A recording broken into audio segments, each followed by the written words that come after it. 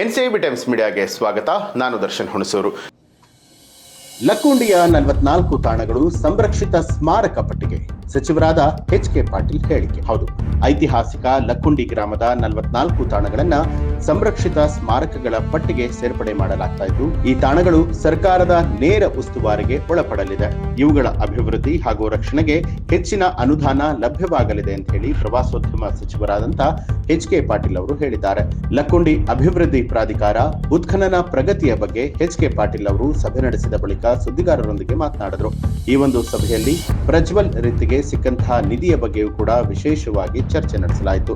ಆ ಕುಟುಂಬಕ್ಕೆ ಏನೆಲ್ಲ ಸಹಾಯವನ್ನ ಮಾಡಬೇಕು ಅನ್ನುವಂಥದ್ರ ಬಗ್ಗೆಯೂ ಕೂಡ ಚರ್ಚೆಯನ್ನ ನಡೆಸಲಾಗಿದೆ.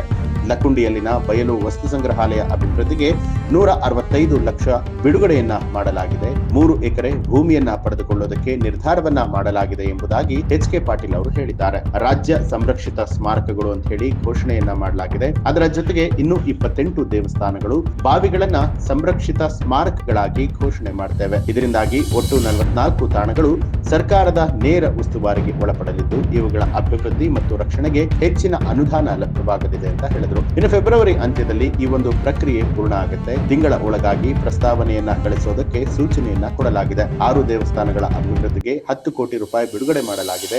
ಲಕ್ಕುಂಡಿಯಲ್ಲಿ ಹುದುಗಿರುವಂತಹ ದೇವಾಲಯಗಳಲ್ಲಿ ಉತ್ಖನನಕ್ಕೂ ಕೂಡ ಮುಂದಿನ ದಿನದಲ್ಲಿ ಕ್ರಮವನ್ನ ವಹಿಸಲಾಗುತ್ತೆ ಅಂತ ಹೇಳಿದ್ರು. ಮಾರ್ಚ್ನೊಳಗಾಗಿ ದೇವಸ್ಥಾನಗಳಲ್ಲೂ ಕೂಡ ಉತ್ಖನನ ಕಾರ್ಯ ನಡೆಯುತ್ತೆ ಅಂತ ತಿಳಿಸಿದ್ದಾರೆ. ಇನ್ನು ಲಕ್ಕುಂಡಿಯಲ್ಲಿ ಸಿಗ್ತಾ ಇರುವಂತಹ ನಿಧಿಯ ಬಗ್ಗೆ ಹಾಗೂ ಪುರಾತನ ವಸ್ತುಗಳ ಸಂಬಂಧವಾಗಿ ನಿಮ್ಮ ಅನಿಸಿಕೆಯನ್ನ ಕಮೆಂಟ್ ಮಾಡಿ ತಿಳಿಸಿ.